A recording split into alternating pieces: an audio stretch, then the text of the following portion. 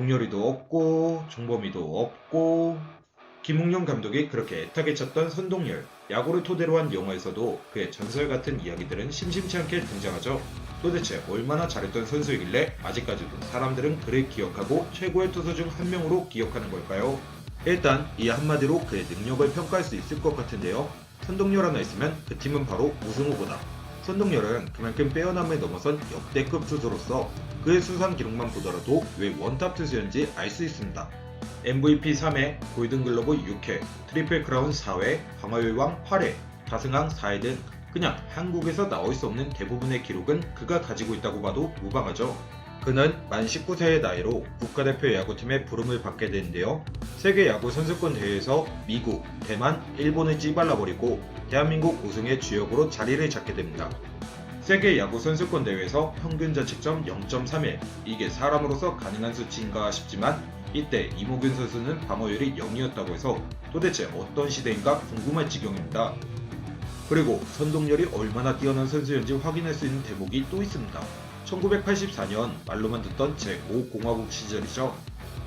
이 50 시절에 LA 다저스로부터 오퍼를 받습니다.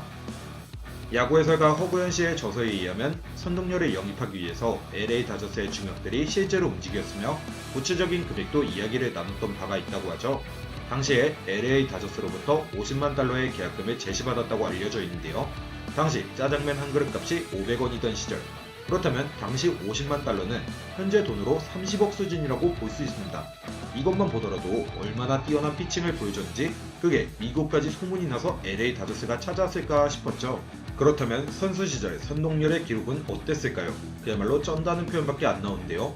5초보다 짧은 3초 광고 후 바로 선동열의 선수 시절 기록을 확인해 보겠습니다. 총인원 약 15,000명, 국내 최대 규모 파워보이 스포츠 정복 유방, 입장 문의는 하단 고정 댓글 확인.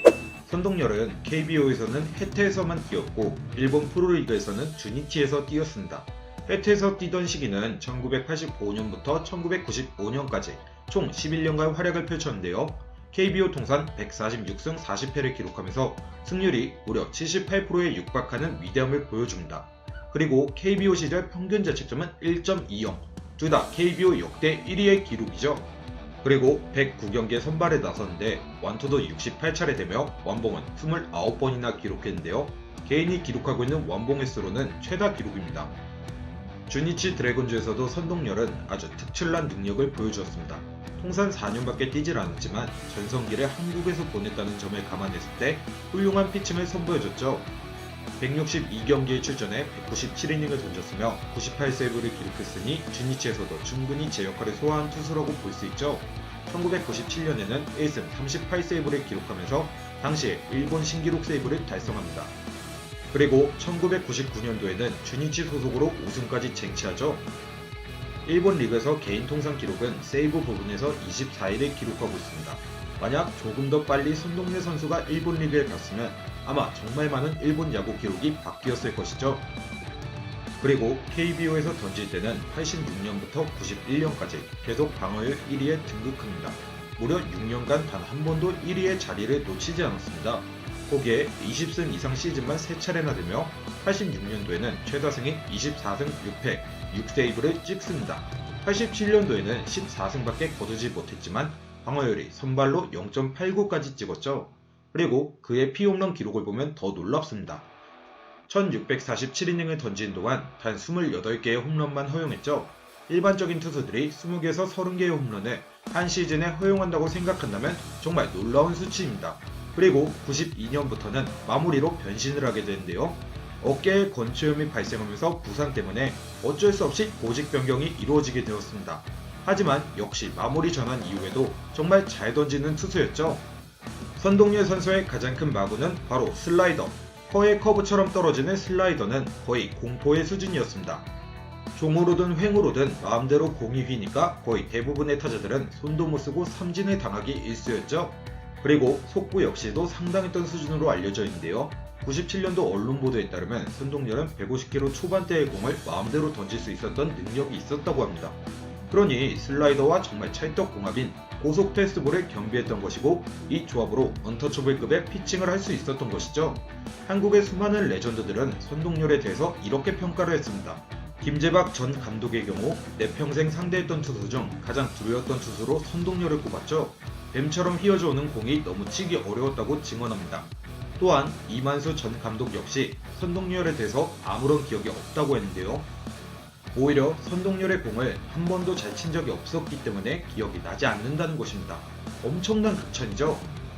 또한 유승환 감독의 경우에는 선동열은 몸쪽으로 던질 필요조차 없는 투수였다면서 바깥쪽에서 휘어들어오는 투구폼이 너무 인상적이라 바깥쪽 공조차 몸쪽처럼 느껴진다고 선동열에 대한 기억을 떠올렸죠. 그리고 최동원 선수와 선동열 선수의 1987년 사직구장에서의 대결은 너무나 유명한데요. 이때 최동원 선수는 209개의 공을 던졌는데 선동열은 232개나 던졌다고 하죠. 지금 생각해보면 정말 말도 안 되는 수치지만 15회까지 2대2의 팽팽한 승부를 했다는 점을 고려하면 선동열의 능력은 우리의 상상을 초월하는 것이 분명한 것 같습니다. 한국 야구 역사 속에 진정한 레전드라고 일컬어지는 선동열 선수의 기록들을 살펴보았는데요. 과연 후대의 선동열 선수의 기록을 깨는 투수들이 나올 수 있을지, 아니 그 기록에 근접이나 할 수 있을지 궁금해질 정도인데요. 과연 레전드 오브 레전드 투수 선동열이 아닐까 싶습니다. 영상이 도움이 되셨나요?